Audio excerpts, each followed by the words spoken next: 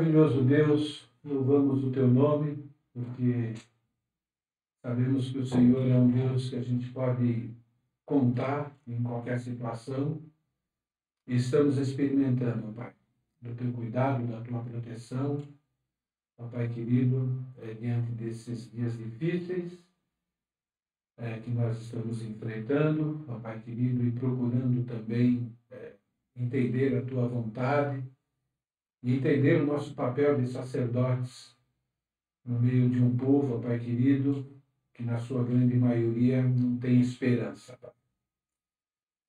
Estamos aqui também, Pai querido, para louvar o Senhor através da tua palavra, do aprendizado, Pai querido, dos seus princípios, Pai querido. E para isso a gente precisa da ajuda do teu Santo Espírito, Pai. Peço, Pai querido, que o Senhor nos ajude a termos um coração aberto para a tua palavra. Eu peço particularmente por mim, que o Senhor me ajude, Pai querido, a pregar somente aquilo que for agradável ao Senhor. Se por acaso tem algo que eu escrevi, Pai, que não corresponde à verdade, que o Senhor tire, que o Senhor impeça, Pai querido, que eu fale. Se tem algo que eu não escrevi, o Senhor quer que eu fale, também eu peço, Pai, a tua iluminação, Senhor. Precisamos do Senhor. Vivemos num mundo, Pai querido, em que todos os usos, todos os costumes, todo estilo de vida, Pai, é antagônico, é contrário, Senhor, à tua palavra. Nós não sabemos o quanto nós já estamos contaminados, Pai querido, pelos princípios seculares. Princípios, ó Pai, que talvez possam estar te desagradando e nós ainda nem percebemos. Então pedimos a tua ajuda, Pai querido, a iluminação do teu Santo Espírito, para que o Senhor possa ser honrado, Pai, através da mensagem pregada, e também que o Senhor possa ser honrado através da nossa vida, ao nos esforçarmos para colocá-la em prática. Pedimos essas coisas em nome de Jesus. Amém. Ok? Como diz, né? Estamos voltando a um ano atrás. Alguém diz que o ano de 2020 não terminou, né? Na verdade, o que acontece é que mudança de calendário não significa muita coisa, né? Mas Deus tem permitido que nós passemos por essas experiências e certamente elas estão servindo nas mãos de Deus para nos transformar, para que nossa mente, né, esteja mais voltada para a eternidade do que aqui nesse mundo. E nós estamos estudando, né, sobre os privilégios e as responsabilidades de sermos discípulos de Cristo num mundo caótico, num mundo exatamente esse que a gente está vivendo, né? E nós estamos estudando sobre privilégios e responsabilidades de ser um sacerdote de Deus. Por quê? Porque todo discípulo de Cristo é um sacerdote de Deus. Porque Cristo foi um sacerdote também de Deus. A Bíblia afirma categoricamente que Deus nos escolheu para sermos sacerdotes. Da mesma maneira como ele escolheu o sacerdócio do Antigo Testamento. Então Deus nos escolheu a dedo para sermos sacerdotes dele na vida uns dos outros, na vida de crentes e na vida de não crentes. O texto que nós estamos enfatizando é Apocalipse capítulo 1, versículo 6, o livro que fala sobre a doutrina das últimas coisas. Lá está escrito que Deus nos constituiu reino e sacerdotes para servir a Deus e Pai. A Ele seja a glória e o poder para todos sempre. A Ele que nos fez sacerdotes, que nos deu o privilégio de servi-lo. Então é uma grande honra ser um sacerdote de Deus. Para sermos sacerdotes bem-sucedidos, nós precisamos ser pessoas diferentes. Nós precisamos ser pessoas separadas do pecado. Pessoas que se destacam nessa sociedade pelo seu comportamento. E nós estamos vendo que esse destaque é ilustrado através da veste sacerdotal. E nós já falamos sobre isso nas mensagens anteriores. Nas mensagens anteriores eu tratei mais de princípio. Nessa aqui, agora eu vou precisar tratar de algumas coisas mais pontuais. E é lógico que agora eu estou correndo mais risco, né, de desagradar pessoas. Mas eu quero que vocês tenham um coração aberto para ouvir aquilo que Deus tem para nos falar hoje e meditar a respeito disso. Nós vimos que a vestimenta sacerdotal foi dada, foi elaborada, na verdade, né, foi planejada por Deus para enfatizar a santidade de Deus. E, consequentemente, a santidade exigida para nós nos relacionarmos com Deus.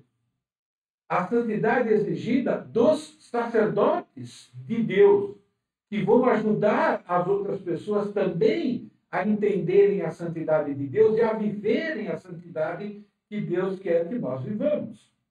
Nós estudamos no livro de Gênesis e vimos que desde a criação, no ponto de vista de Deus, como uma pessoa se veste publicamente, reflete o seu caráter, reflete o seu coração. Nós vimos lá que Deus providenciou roupas adequadas para Adão e Eva com o propósito de lembrá-los de que o ser humano não é mais o que ele deveria ser. Através da vestimenta, Deus fez questão de lembrar agora para Adão e as gerações futuras que o ser humano se tornou um pecador, que precisa de um Salvador, que é Jesus, para poder se relacionar com Deus que é santo, santo, santo. Da mesma forma que Deus precisou dar aquela vestimenta de pele para Adão e Eva, Deus está dizendo que o ser humano hoje precisa se revestir de Jesus, da santidade de Jesus, do sangue de Jesus. E Deus usa a vestimenta como essa simbologia, não é? Algo que a gente usa todo dia, ou precisa usar todo dia. Então, cada vez que nós colocamos a nossa roupa, Deus quer que nós nos lembremos que faz parte da nossa responsabilidade demonstrar a santidade que Deus quer que nós tenhamos, que Jesus já nos deu, através das nossas ações e através das nossas vestimentas. Estava pensando, né? A semana passada eu estava com a Ângela no carro e nós vimos algo que fazia um bom tempo que a gente não via. Um belo arco-íris. E alguns de vocês devem ter visto, porque isso foi na semana passada. E logo eu e a Ângela nós nos lembramos de Noé, da promessa que Deus fez para Noé. A vestimenta deve ser vista da mesma forma. Quando Deus deu vestimenta para Adão e Eva, era para que eles se lembrassem de que eles não eram mais aquilo que eles deveriam ser, eles pecaram, mas ao mesmo tempo que Deus tem uma solução para que eles possam ser aquilo que Deus deseja que eles sejam. Então, o ideal é que cada momento que a gente vai colocar uma roupa, trocar uma roupa, que nós façamos essa mesma analogia em relação ao arco-íris. Quer dizer, Deus está me lembrando, né, que eu preciso ser santo e revelar essa santidade para as pessoas. É isso que nós estamos estudando, né? Então, cobrir a nudez significa aceitar a solução de Deus para os nossos pecados. É isso que significa, não é? Significa que voltar à nudez, né, significa uma rebelião contra Deus. Mostrar a nudez novamente é a mesma coisa que afirmar que você não tem, ou eu, que nós não temos nenhum pacto com Deus. E nenhum pacto com a santidade que Jesus nos oferece de graça. E Deus escolheu essa simbologia, né, de cobrir a nudez para nos lembrar disso. Vou fazer uma pergunta. Pais, o que vocês têm ensinado aos seus filhos sobre vestimenta? Jovem, adulto, Cada vez, né, que você usa uma roupa, você se lembra. Deus quer que nós façamos da vestimenta um tipo de arco-íris. Sobre o que você tem ensinado para os seus filhos, o que é adequado em cada circunstância. Sobre o que nunca se deve usar. E uma pergunta importante: que argumentos você tem usado? Tudo que nós estudamos até aqui a respeito de vestimenta são formas de nós educarmos a nós mesmos, o nosso coração, nos treinarmos mutuamente, nos exortarmos, nos estimularmos mutuamente, né, a pensar dessa maneira e também ensinar os nossos filhos. Desde Adão, lá, olha, filho, sabe por que você usa essa roupinha? Então, ó, lá no céu aconteceu isso, isso, isso. Então, nós estudamos como Deus ensinou Adão e Eva a respeito da santidade e através da vestimenta, quando providenciou para eles aquilo que eles mais precisavam. Como a santidade é avaliada e vista no coração, o coração também ele é revelado através do nosso exterior, através do nosso comportamento. E a vestimenta faz parte disso tudo. Nós também já estudamos, do ponto de vista de Deus, que a vestimenta é uma maneira do sacerdote, do adorador, da pessoa demonstrar publicamente a reverência devida a Deus. Nós devemos reverência para com Deus, através do nosso comportamento, mas também através da vestimenta. Né? Deus exige lá que os seus sacerdotes lá do Antigo Testamento, todos do sexo masculino, usassem calção, além de toda aquela roupa grandona, comprida, ainda assim, né, para tomar cuidado para não acontecer, né, da possibilidade, né, de a nudez ser mostrada, ainda colocar, né, um calção que vá até a coxa. E diz que isso é um decreto perpétuo. Significa que reverência a Deus é o que nós devemos demonstrar constantemente, até a vida toda. É perpétuo. A reverência a Deus é demonstrada no coração. Sabemos disso.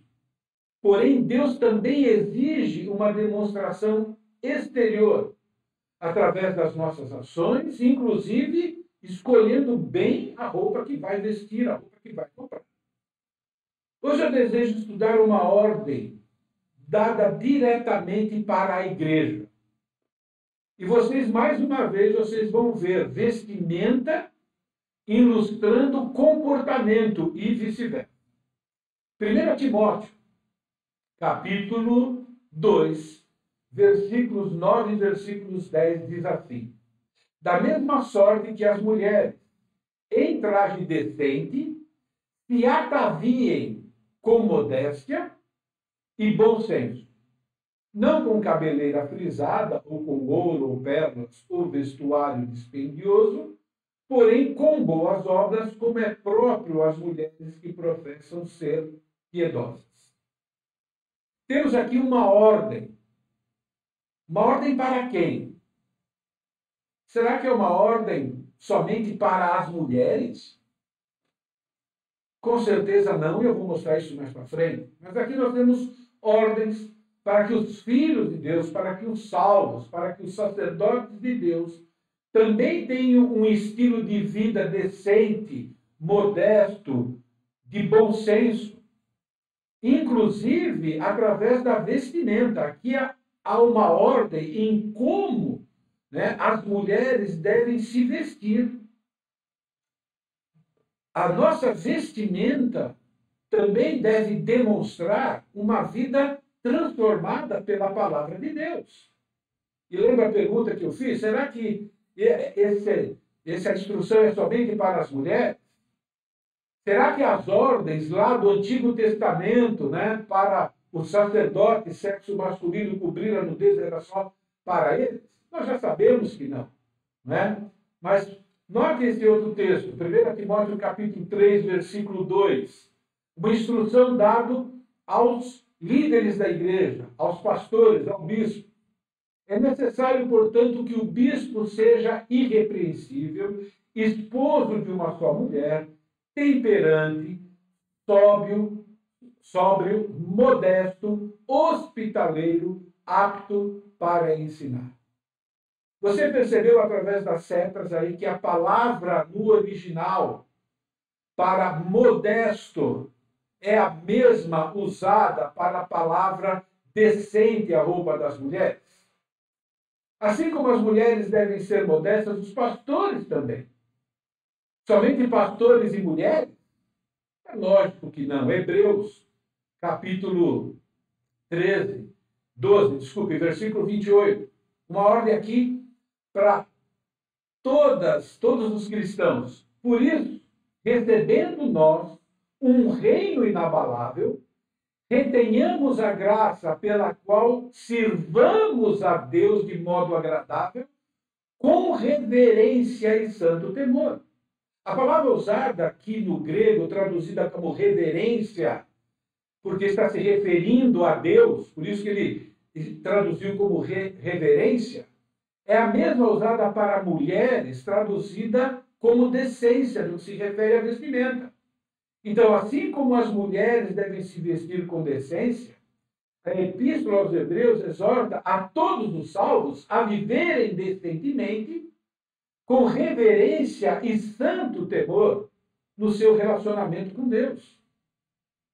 Isso significa que Paulo está apenas usando a roupa feminina como exemplo para todos os cristãos, mostrando que todos nós que somos discípulos, sacerdotes, filhos, homens e mulheres, devemos ser pessoas decentes, pessoas modestas, pessoas de bom senso, em tudo que nós fazemos, inclusive, baseado no contexto, na vestimenta.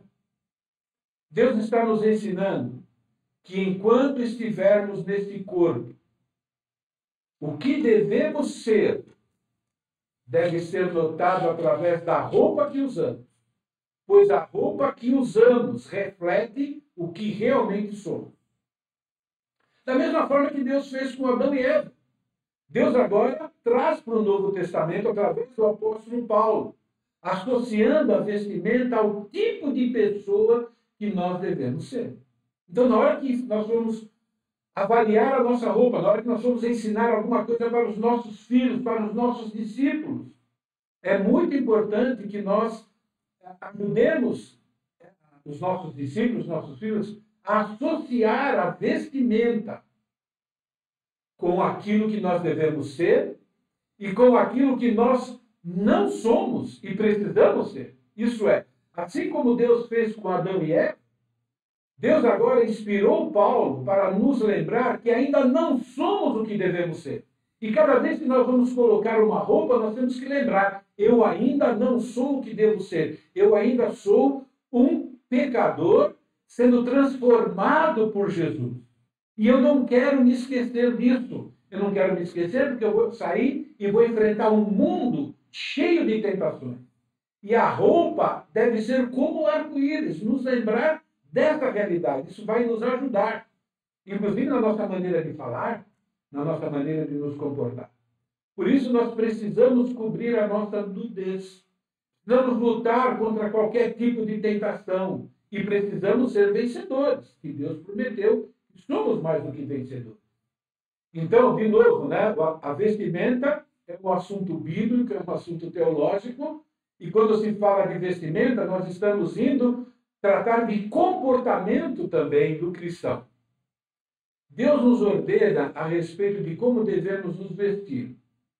E Deus diz que nós devemos nos vestir de tal forma que reflitamos o que nós já somos por dentro, isso é, o caráter de Cristo.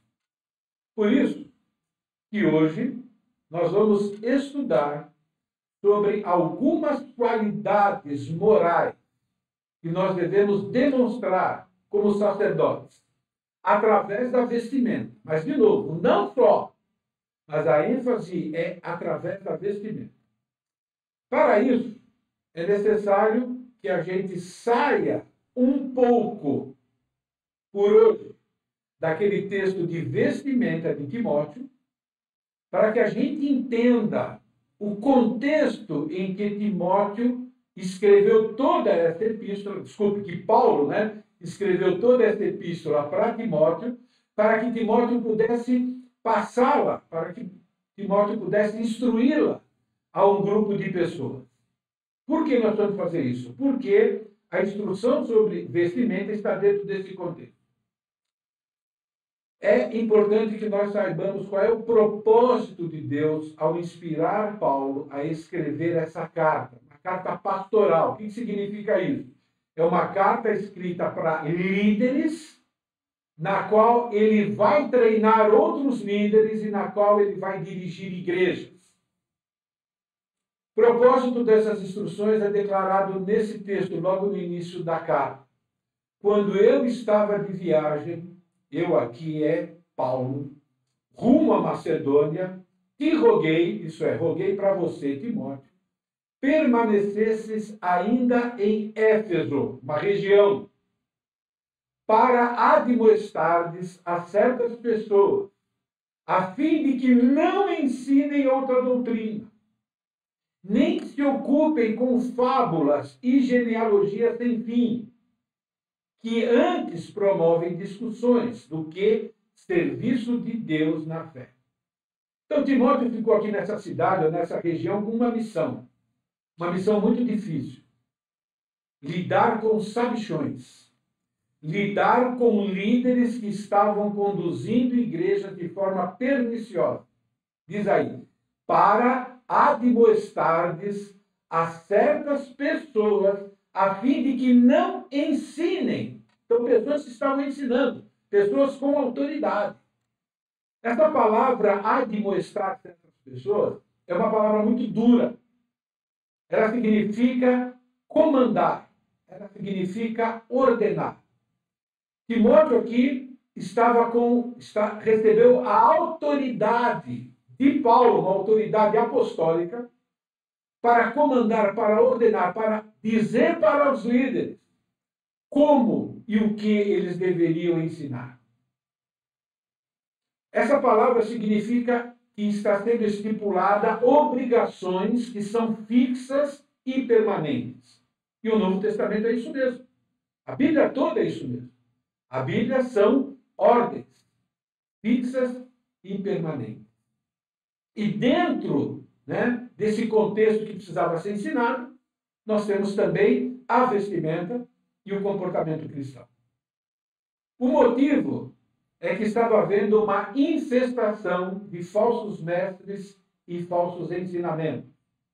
Ora, o intuito da presente admoestação visa ao amor que procede de coração puro e de consciência boa e de fé sem hipocrisia, desviando-se algumas pessoas dessas coisas, perderam em loquacidade frívola, pretendendo passar por mestres da lei, não compreendendo, todavia, nem o que dizem, nem os assuntos sobre os quais fazem ousadas asseverações.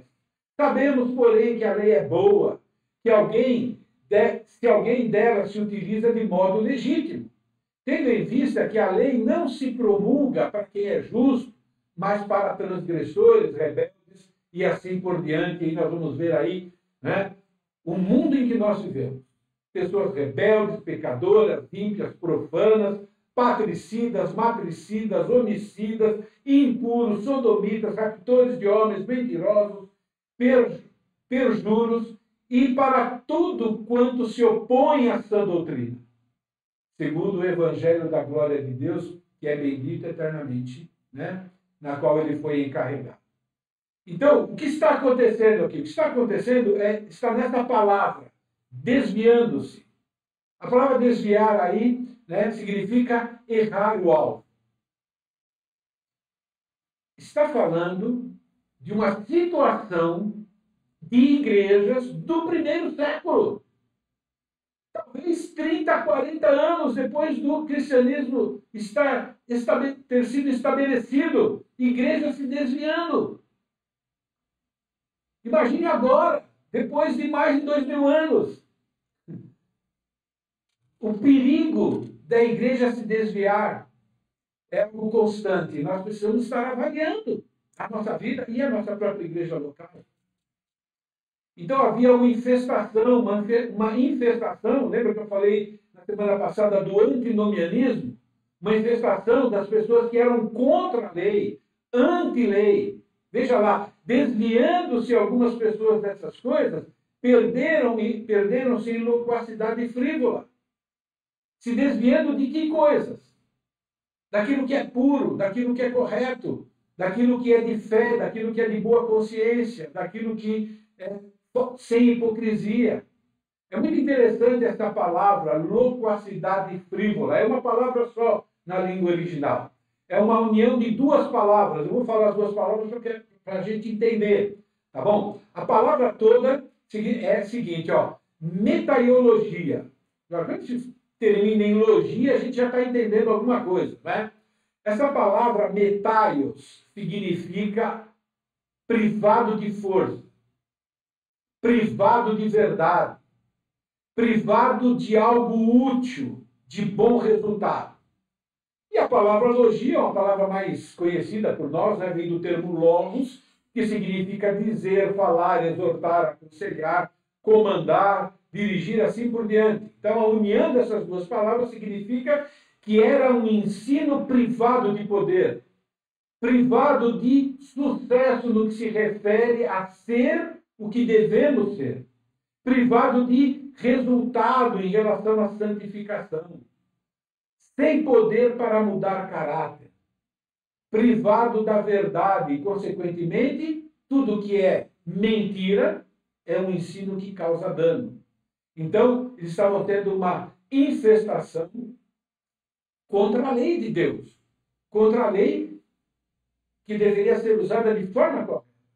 E também estava havendo uma infestação do farisaísmo, do legalismo pecaminoso, da hipocrisia, que todos nós corremos risco. Eu estou pregando essa mensagem e fico pensando, bom, o quanto de exemplo eu vou usar agora, que eu vou precisar usar, tem a ver com talvez um certo legalismo, e vocês vão precisar avaliar, né? Mas lá estava acontecendo isso. Pessoas que eram contra a lei, anti-lei, né? Chegavam a pregar um estilo de vida, né? Libertino, e havia outras pessoas que pegavam a lei e deturpavam, colocando um peso enorme, né, sobre as pessoas. Versículo 7, pretendendo passar de mestres por mestres da lei, não compreendendo, todavia, nem o que dizem, nem os assuntos sobre os quais fazem ousadas asseverações, sabemos, porém, que a lei é boa se alguém dela se utiliza de modo legítimo. Por que Paulo está dizendo isso? Então, pessoas lá, provavelmente judaizantes, provavelmente, mas não importa, mestres da lei, não é? Que estavam usando a lei de maneira ilegítima. Alguns mestres lá, alguns líderes estavam usando a lei de forma errada, interpretando e aplicando de forma humanista, né? Talvez colocando as suas preferências, né? Aquilo que eles acham melhor, mas eles estavam usando a lei de forma ilegítima, de forma ilegal. Resumindo, né? Esse contexto que inclui ensino sobre vestimenta e sobre o comportamento do cristão, tá bom? Timóteo aqui tinha uma tarefa que eu denominei uma baita batata quente na mão. Timóteo foi deixado em Éfeso com uma grande responsabilidade e algo muito difícil de fazer, que é lidar com pessoas que pensam que conhecem a Bíblia ou pensam que sabem o que é melhor para as pessoas, independente da Bíblia. Timóteo tinha que lidar com pessoas que arrogantemente viam-se a si mesmas como sábias, tanto no conhecimento secular, quanto na interpretação das Escrituras. Timóteo foi deixado para lidar com pessoas que tinham fortes convicções já formadas, mas que eles não reavaliavam essas convicções de maneira bíblica. Eram pessoas que eram mestres da lei, mas por algum motivo não estavam compreendendo aquilo que estavam ensinando, ou não estavam compreendendo corretamente o que a lei estava ensinando, mas elas tinham fortes convicções a ponto de ensinar, a ponto de fazer ousadas asseverações. Tipo, assim diz o Senhor, para que Deus não fez essa afirmação. Por enquanto, o que é que nós podemos aprender com isso? Nós precisamos tomar muito cuidado com as nossas convicções. Nós temos que ter convicções, lógico que nós temos que ter. Por outro lado, ninguém ainda é perfeito. Podemos ser até perfeitos na interpretação das Escrituras, porque existem regras, e vou dizer, um pouquinho de trabalho, né, se torna fácil, né, interpretar as Escrituras sem cometer erros. Interpretar. Mas é muito mais difícil a aplicação das Escrituras. Por isso, nós precisamos tomar muito cuidado com as nossas convicções. Sobre todas as áreas, inclusive sobre vestimenta. Você pode estar correndo o risco de estar ouvindo essa mensagem sobre vestimenta, mas eu não tenho nada a ver com isso. Eu me visto muito bem. Né? Eu digo, bom, você tem essa convicção. Agora você precisa, eu preciso, todos nós precisamos, pegar as nossas convicções e fazer com que elas sejam repassadas constantemente pelo crivo da palavra de Deus, examinando novamente e de forma minuciosa. Por quê? Porque nós estamos em constante processo de aprendizado. Timóteo foi deixado na cidade de Éfeso para eliminar heresias que conduzem ao mundanismo. Agora, quando a gente ouve mundanismo, a gente logo pensa, né, algo pecaminoso. Então, deixa eu dizer uma coisa para vocês. Bom, o mundanismo, ele pode ser pecaminoso e pode ser não pecaminoso. Vou explicar por quê. Tá bom? O dicionário português define o termo mundano como algo que é relativo ou próprio ao mundo. Algo que caracteriza o mundo. Algo que fala sobre os aspectos convencionais e até superficiais do mundo. Trata de formalidades, de etiquetas. Agora, nós sabemos que algumas formalidades e etiquetas são até boas, que alguns procedimentos são até bons. Por exemplo, os cuidados de higiene, né? Isso veio da onde? Né? Ok, alguém do mundo entendido no assunto está passando essas informações para nós. Porém, existe um mundanismo pecaminoso. E agora você tem, todos nós cristãos, temos que fazer esse exercício. Tudo que vem do mundo significa que eu vou rejeitar? Significa que eu vou aceitar de peito aberto, ou melhor, de mente? Não, eu preciso agora avaliar. Timóteo ficou na região de Éfeso, porque as igrejas locais estavam sendo assediadas por muitos falsos mestres, induzindo pessoas a falsos ensinos, a costumes pecaminosos, inclusive na área de vestimenta. E hoje nós somos assediados da mesma forma. Existem vários falsos mestres. Existem até pastores que ensinam coisas erradas. Somos assediados, por exemplo, pelo senso comum. Quando a gente vê que todo mundo está fazendo a mesma coisa, é fácil a gente aceitar isso como normal. Somos assediados pelos estilistas. São mestres no assunto. Tem programa de TV a respeito disso. Somos assediados pelas roupas usadas nos programas, nos filmes que nós assistimos. A nossa mente é bombardeada, os nossos olhos são bombardeados com vestimentas que mais honram a Satanás e que mais satisfazem o gosto pessoal do ser humano, que ele tem desejos egoístas e desejos pecaminosos, do que a preocupação se agrada ou não a Deus. Eu confesso que eu me preocupo quando eu vejo cristãos seguindo cada novidade que a moda lança. E agora eu sei que eu vou correr alguns riscos, mas eu quero que você ouça. Eu vou citar algumas coisas aqui, não estou dizendo que todas elas são pecaminosas ou que algumas delas são ou não são.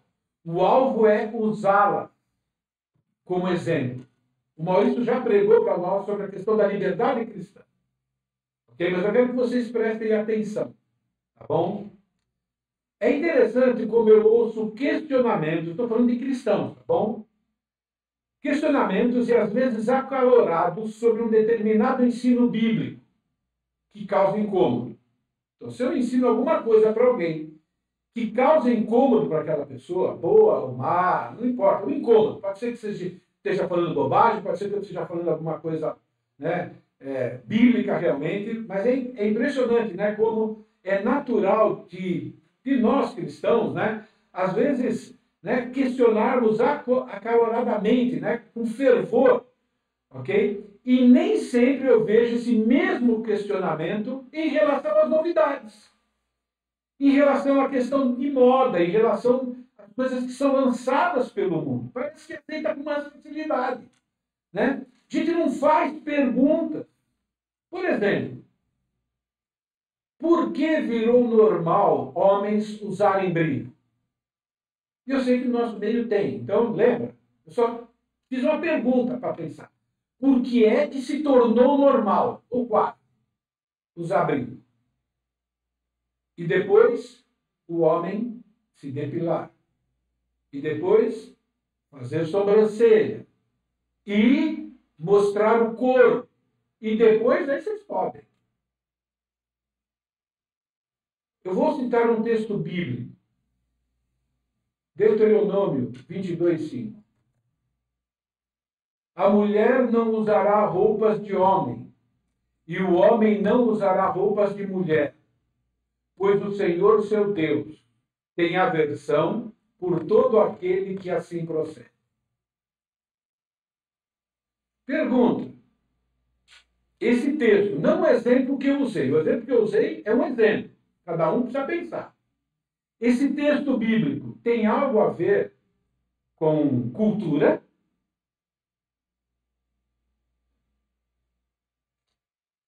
Termina fazendo uma afirmação.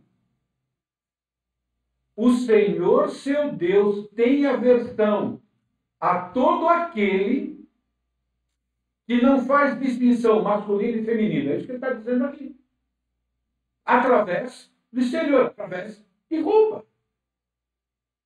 Alguém pode dizer, olha, nós não temos no Novo Testamento uma ordem tão clara. E eu vou fazer uma pergunta. Eu odeio, de verdade, é um hábito que eu tenho, eu odeio essa questão de Velho Testamento e Novo Testamento, como se o que tivesse sido ensinado no Velho Testamento, tá bom? Pode ser anulado, e agora eu digo, será que é assim? Essa afirmação, o Senhor tem aversão de todo aquele que assim procede, significa que ele só tinha aversão lá para o povo de Israel. Deus mudou, ele tem nojo de algo antes e depois não. Nós já sabemos. E para Deus o que é errado sempre. Não podemos negar que os jovens, não somente, mas os jovens são aqueles que mais apreciam de novidade. Isso é bom, né? Por quê? Porque o jovem, puxa vida, é bem dinâmico, né? A pessoa de mais idade já está mais tranquila, já tem mais assentado as suas convicções, né? Tem também um pouco mais de maturidade, pelo menos deveria ter, ok? Nós já sabemos que os jovens são os que mais apreciam novidades. Nada contra a novidade. Tudo contra abraçar novidade sem questionar biblicamente. Vou correr mais um risco agora, né? Com algumas perguntas. Por exemplo, o que está por detrás dessa moda de roupa desgastada e rasgada? O que é que está por detrás disso? Eu vou responder para vocês. Eu não sei. Mas eu faço uma pergunta. O fato de eu não saber me dá liberdade de não questionar, de não perguntar para Deus como sacerdote, de não começar a meditar baseado em vários princípios bíblicos. Bom, isso vai, não vai, corresponde à sua santidade, não corresponde, que efeito vai fazer quando eu estiver no meio de pessoas, o que eu estou transmitindo, o que eu estou comunicando. Nós temos que vestimenta comunica, eu vou falar mais sobre isso em outra ocasião. O que eu estou comunicando? No mínimo, nós não deveríamos perguntar cuidadosamente. Será que, como sacerdote de Deus, não é? Nós não precisamos ser mais criteriosos e questionadores sobre aquilo que vem do mundo, principalmente sobre as novidades, né? Será que Jesus, se estivesse vivendo aqui no nosso lugar, são perguntas, irmão, mas será que Jesus, né, sabendo da sua missão, que ele era sacerdote de Deus, que ele precisava alcançar várias pessoas, será que ele não procuraria saber, né, que vestimenta adequada ele deveria usar? Será que ele não questionaria biblicamente para saber, né, se é adequado para ele usar ou não usar? Eu usei só um exemplo simples, esse aí é bem simples mesmo, né? Então, Timóteo foi deixado lá naquela região para combater o mundanismo pecaminoso, tá bom? E a pergunta é, né, como é que se combate o mundanismo? Então, o mundanismo, desculpe, tá bom? Ele é combatido através de ensinos que destacam qualidades bíblicas. Qualidades essas que nós, como sacerdotes de Deus e de Jesus Cristo, temos. Nós temos essas qualidades, mas nem sempre sabemos utilizá-la biblicamente. Algumas dessas qualidades estão citadas em 1 Timóteo capítulo 1, versículo 5, e sobre elas que eu vou falar, ou começar a falar hoje, e provavelmente vai ficar coisas para a próxima semana.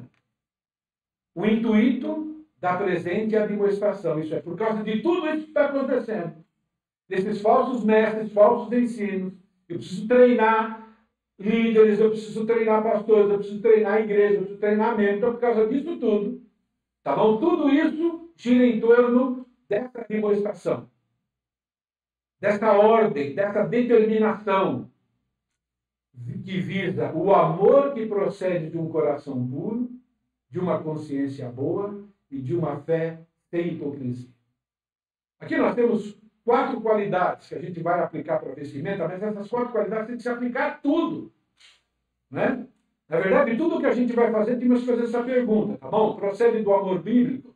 Procede de um coração puro? Procede de uma consciência boa? Procede de uma fé sem hipocrisia? Como sacerdote, devemos usar a vestimenta como forma de demonstrar amor bíblico, isso é, amor sacrificial por Deus e uns pelos outros. Normalmente, quando a gente fala em vestimenta, qual é a alegação que a gente usa? Eu uso o que eu gosto. Eu me visto para mim mesmo. Né? Isso faz parte da minha liberdade. Isso faz parte do meu direito. O amor bíblico, ele não tem direito. O amor bíblico, ele tem direito de agradar a Deus, ele tem o direito de agradar o próximo. Todo salvo recebeu de presente a capacidade de amar biblicamente. Isso é, nós já temos essa qualidade desse amor divino dentro de nós, no momento em que a gente aceitou Jesus como Senhor e Salvador. 1 João capítulo 4, versículos 19 e 20 diz: nós amamos porque Ele nos amou primeiro. E aí agora ele vem falando sobre o relacionamento amoroso com o próximo. Se alguém disser amo a Deus, eu amo a Deus, e odiar o seu irmão é mentiroso. Interessante, né? Como todos os apóstolos aprenderam bem o resumo da lei de toda a Bíblia em 2 mandamentos. Se alguém disser ama a Deus e odiar o seu irmão é mentiroso. Pois aquele que não ama seu irmão a quem vê, não pode amar a Deus a quem não vê. Como salvos, nós já temos esse amor de Deus, esse amor divino dentro de nós. Só que nós precisamos aprender a usar o amor, direcionando a Deus e ao próximo. Por quê? Porque nós ainda temos dentro de nós o egoísmo, que é aquele desejo de direcionar o amor para si mesmo. O presente do amor de Deus que nós recebemos nos capacita a lutar e a vencer esse egoísmo, esse amor direcionado para nós. No capítulo 2, nós já lemos, Paulo instrui Timóteo sobre como os cristãos sacerdotais devem se vestir. E quando ele diz que deve se vestir com traje decente, com modéstia e bom senso, ele está dizendo que isso visa o amor bíblico. O amor bíblico vai fazer com que a gente distingua, com que a gente consiga saber o que é decente, o que é modesto, o que é bom senso, em cada circunstância. Vestimenta tem tudo a ver com amor bíblico. Amor bíblico exige ações sacrificiais. Amor implica em se colocar abaixo de outras pessoas, ou se colocar os seus interesses abaixo de outra pessoa.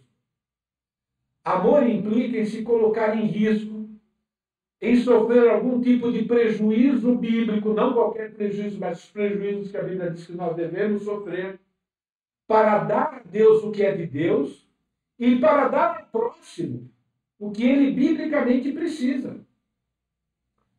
Timóteo é discípulo de Paulo. De novo, como discipulador, Paulo, inspirado por Deus, afirma que faz parte dos assuntos relacionados ao amor todas as coisas, inclusive vestimentas adequadas. Então, irmãos, nós precisamos aplicar a lei do amor, e nós aprendemos isso com o Maurício quando ele falou sobre a liberdade cristã.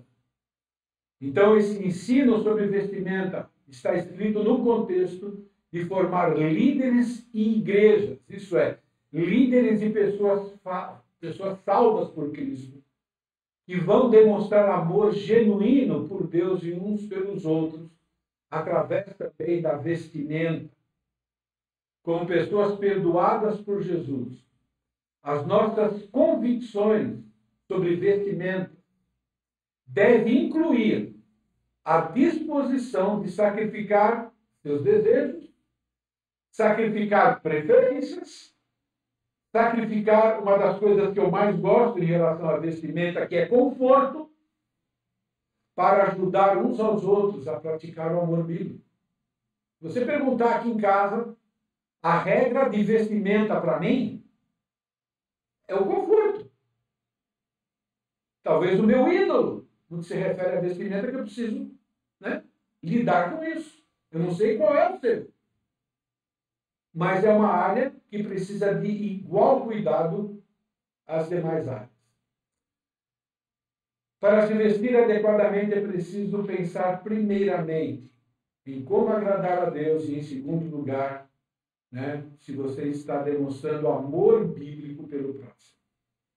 A segunda qualidade. Estou controlando o horário, fiquem tranquilos. Como sacerdote, devemos usar a vestimenta como forma de demonstrar a purificação interior feita por Jesus. Ora, o intuito da presente administração visa ao amor que procede de coração puro, de consciência boa e fé sem hipocrisia. Preste atenção. Paulo está afirmando aqui que o amor bíblico está diretamente associado ao coração, que está associado à consciência e está associado à fé que uma pessoa tem. E nós recebemos, como cristãos, essas coisas de Deus. Para se vestir adequadamente, é preciso ter amor bíblico, que, por sua vez, também tem a sua fonte, a sua origem, o seu poder, num coração puro. Essa palavra puro significa limpo, livre de sujeira e de mancha.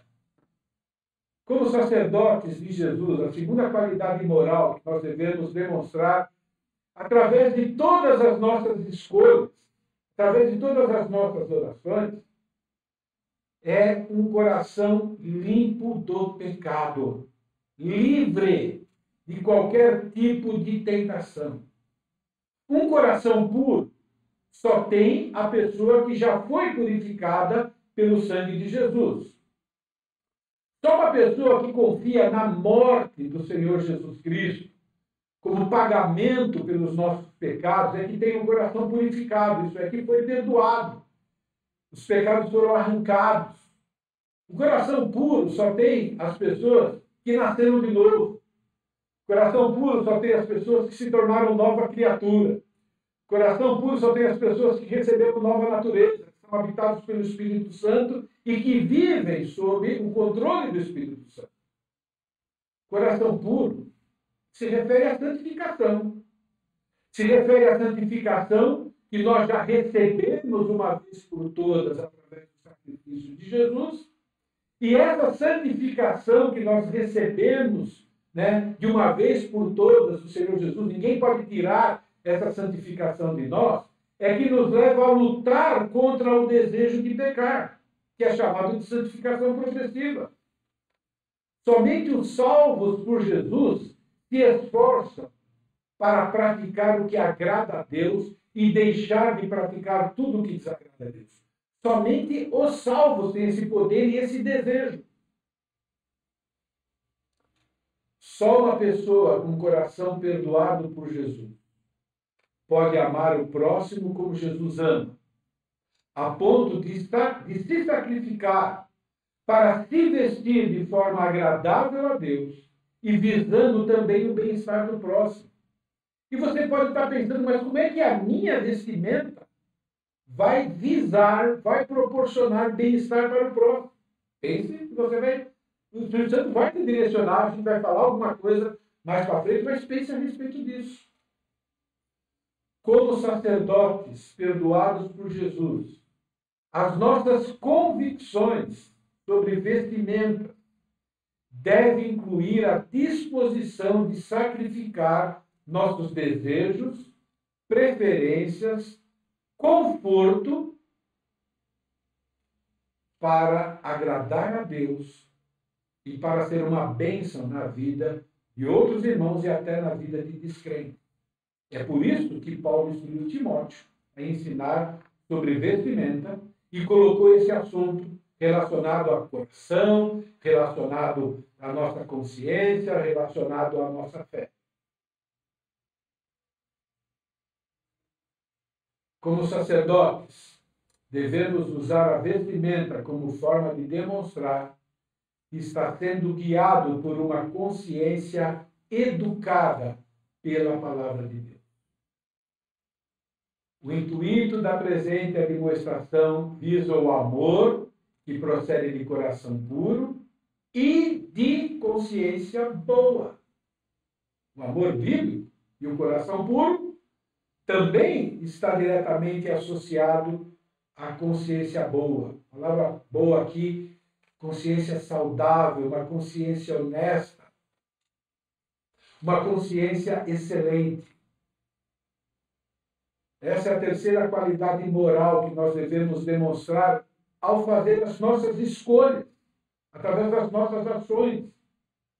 Ser feita por uma consciência saudável, uma consciência que está sendo educada pela palavra de Deus. Nós sabemos, né? A consciência é uma das faculdades que distingue o ser humano do animal. Consciência saudável é a capacidade de reconhecer entre o que é moralmente bom e o que é mal, do ponto de vista de Deus, e optar por aquilo que é bom. A Bíblia apresenta 3 tipos de consciência, só para conhecimento, né? Existem pessoas que a Bíblia diz que têm consciência cauterizada. Essa palavra significa uma consciência seca, uma consciência morta, uma consciência insensível. 1 Timóteo 4,2 fala a respeito dela. A Bíblia também mostra que tem pessoas que têm consciência fraca. 1 Coríntios capítulo 8 trata a respeito disso. Que é uma consciência doente, que é uma consciência duvidosa, que é uma consciência débil, que é uma consciência sem energia.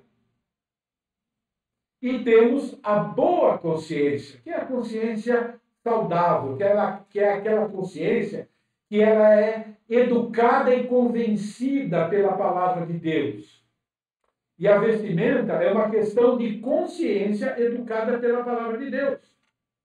Vestimenta é uma questão de santidade, de seguir princípios bíblicos, como qualquer outra área da vida.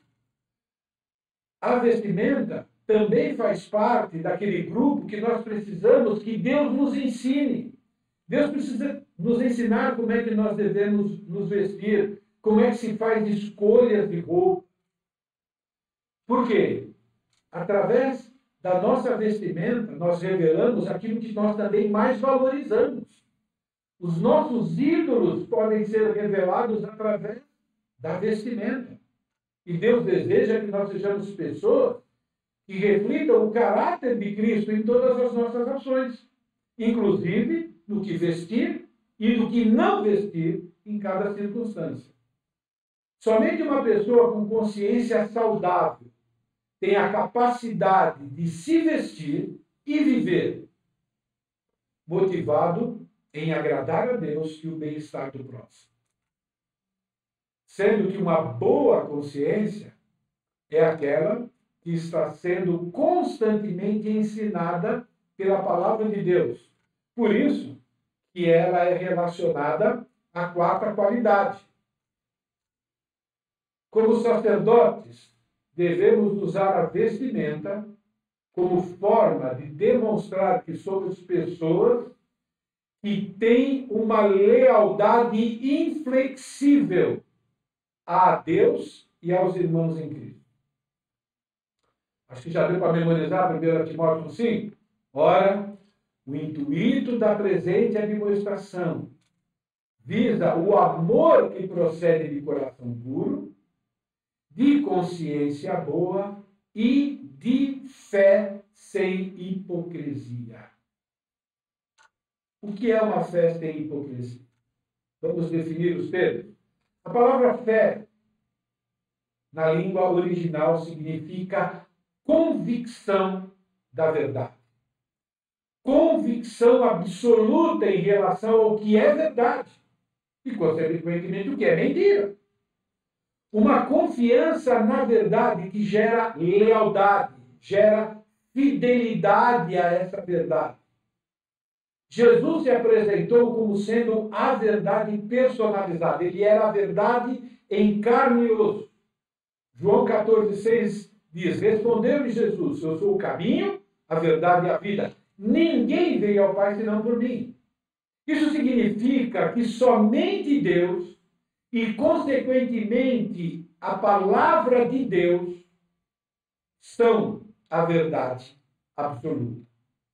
Somente Deus e somente a palavra de Deus é inerrante, incontestável, confiável, imutável.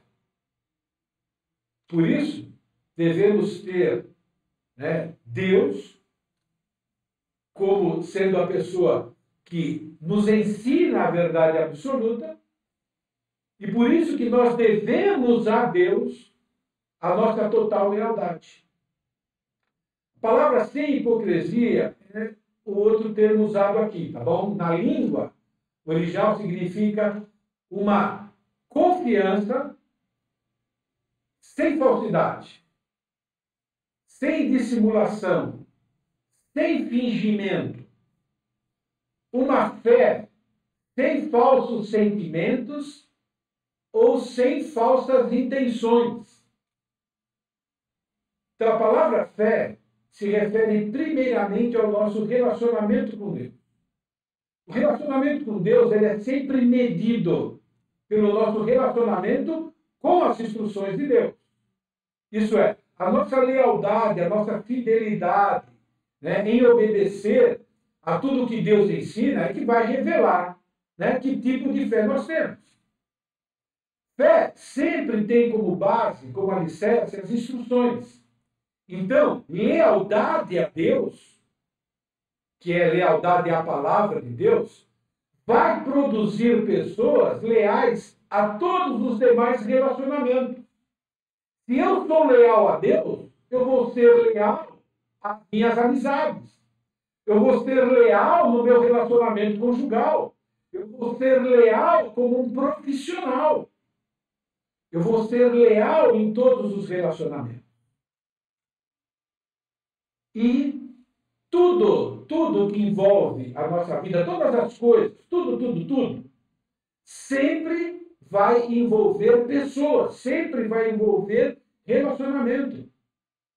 Tudo que a Bíblia ensina, tudo, afeta o nosso relacionamento com Deus e vai afetar o nosso relacionamento com o próximo. E tudo que realmente importa nesse mundo e no vindouro são relacionamentos.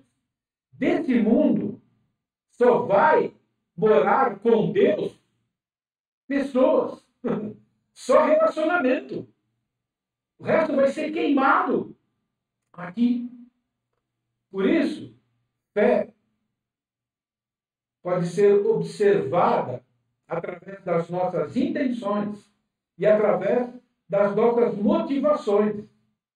Então, fé sem fingimento é agir sem ter outros objetivos competindo com o desejo de agradar a Deus e demonstrar amor e respeito ao próximo. Pense um pouco agora sobre essa questão de vestimenta. Toda vez que eu uso uma roupa e ao escolher essa roupa, há em mim um desejo além de agradar a Deus e demonstrar amor pelo próximo, significa que eu posso estar agindo através de uma hipocrisia, através de uma fé farisaica fingida. Eu sei que dá para pensar muito a respeito disso, mas é preciso que a gente medite a respeito, né, do que é fé sem fingimento. Qualquer ação que fazermos com o objetivo de ser notado, ou de receber glória, ou de tirar proveito, deixando de lado, primeiramente, agradar a Deus e o respeito devido ao próximo, é uma ação farisaica, hipócrita e fingida. Somente uma pessoa que valoriza a lealdade devida a Deus e aos irmãos em Cristo é que irá se vestir de maneira agradável a Deus e em favor do próximo. Eu sei, irmãos, que aqui podem ter muitas perguntas, mas eu quero que vocês pensem a respeito disso. Todas as instruções da Bíblia e da Epístola de Timóteo têm como objetivo, têm como propósito nos conduzir a uma vida caracterizada por um amor que procede de um coração puro, de uma consciência boa e de uma fé sem hipocrisia. A maneira dos irmãos se vestirem faz parte das coisas que precisam de instrução bíblica. Pense um pouco nos motivos pelo qual você escolhe e usa suas roupas publicamente. Estou falando no sentido público, porque é isso que a Bíblia ensina. Algumas perguntas para fazer no momento em que você vai colocar a sua roupa ou vai comprar a sua roupa. Para pensar. Essa roupa que eu estou querendo usar ou comprar reflete o amor que devo ter por Deus, levando em conta a sua santidade e a sua justiça? Reflete o amor que eu devo demonstrar pelas pessoas que irão me ver?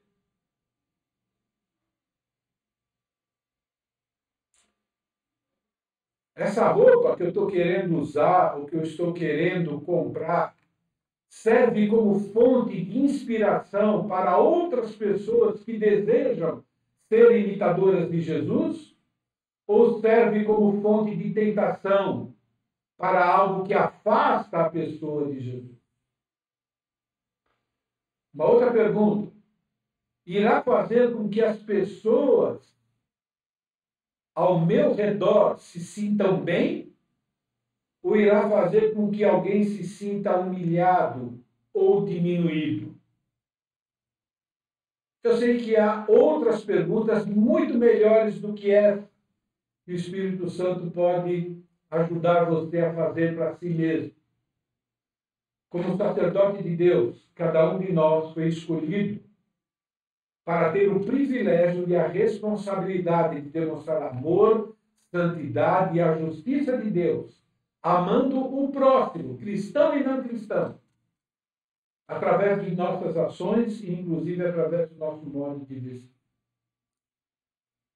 Quero encerrar esta mensagem lendo o exemplo que o apóstolo Paulo deu de si mesmo, que eu creio que, por aplicação, incluiu escolhas de vestimentas, porém, sem pecar contra Deus, sem quebrar, né, essas qualidades, né, do amor, né, de uma fé sem fingimento, né, da dignidade, né, que nós devemos demonstrar, o respeito que nós devemos demonstrar pelas pessoas e não levá-las também a pecar. 1 Timóteo, capítulo 9, versículos, desculpa, 1 Coríntios, capítulo 9, versículos 19 a 23, diz assim: porque sendo livre de todos, fiz-me escravo de todos, a fim de ganhar o maior número possível.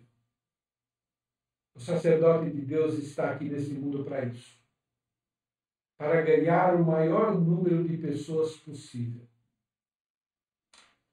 Procedi para com os judeus, como judeu, a fim de ganhar os judeus, para os que vivem sob o regime da lei, como se eu mesmo assim vivesse, para ganhar os que vivem debaixo da lei, embora não esteja eu debaixo da lei. Aos que sem lei, como se eu mesmo o fosse, não estando sem lei para com Deus, mas debaixo da lei de Cristo, para ganhar os que vivem fora do regime da lei. Fiz-me fraco para com os fracos, a fim de ganhar os fracos. Fiz-me tudo para com todos, a fim de, por todos os modos, salvar alguns. Tudo faço por causa do Evangelho, com o fim de me tornar cooperador com ele. Para agradar a Deus, é preciso colocar o sacerdócio pessoal como sua ocupação prioritária, enquanto você está cumprindo todas as outras responsabilidades. Que Deus possa aplicar a mensagem de hoje no coração de cada um. O Espírito Santo é perfeito nisso. Eu sou bastante imperfeito, mas eu sei que o Espírito Santo é. Que cada um pense, né, sobre aquilo que foi ensinado e que todos nós possamos ter um princípio unânime em relação à vestimenta, em relação ao nosso papel de sacerdotes, em relação ao nosso comportamento e em como nós vamos alcançar as pessoas que precisam da salvação que Jesus oferece gratuitamente. Eu vou encerrar de maneira diferente. Eu quero dar 1 minuto para que cada um feche os olhos e pense. Ore a respeito daquilo que foi dito. Coloque diante de Deus aquilo que você ouviu, aquilo que você concorda, aquilo que você não concorda, por que concorda, por que não concorda. Eu creio que durante a semana também é importante pensar a respeito dessas coisas. Então, 1 minuto, cada um orando silenciosamente. Depois eu vou fazer uma oração simples no final.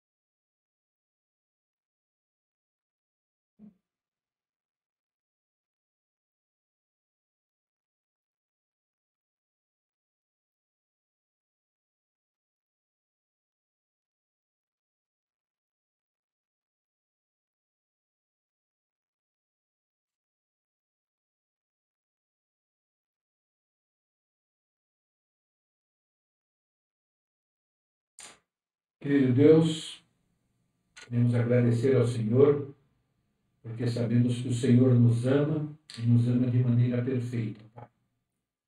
O Senhor nos ama tanto que nos deu o seu Filho, juntamente com o seu Filho a certeza de salvação, juntamente com a certeza de salvação o Senhor nos deu a Tua Palavra, juntamente com a Tua Palavra o Senhor nos deu o Teu Santo Espírito, ó Pai querido, que nos ilumina, que nos ensina, que nos esclarece as suas verdades, que nos capacita, Pai querido, a viver debaixo da Tua graça, debaixo do Teu poder, de maneira agradável ao Senhor. A minha oração, ó Pai querido, é que o Teu Santo Espírito nos ajude, ó Pai querido, a avaliar tudo aquilo que foi falado, tudo aquilo, ó Pai querido, que foi ouvido, ó Pai, e que esse mesmo Espírito ajude a cada um a estar se avaliando também, Pai querido, e se precisar fazer algum tipo de mudança, seja feita. Se precisar, Pai querido, adotar algum princípio daqui para frente que seja aplicado, Pai querido, e que sirva também para que nós possamos educar, Pai querido, os nossos filhos, os nossos netos, os nossos discípulos, enfim, Pai, que possamos usar de maneira que o Senhor seja honrado e glorificado, e que possamos assim fazer parte de uma igreja, Pai querido, que vai permanecer fiel ao Senhor, Pai querido, praticando o amor que o Senhor nos ensina na Tua Palavra. Pedimos essas coisas e agradecemos em nome de Jesus. Amém.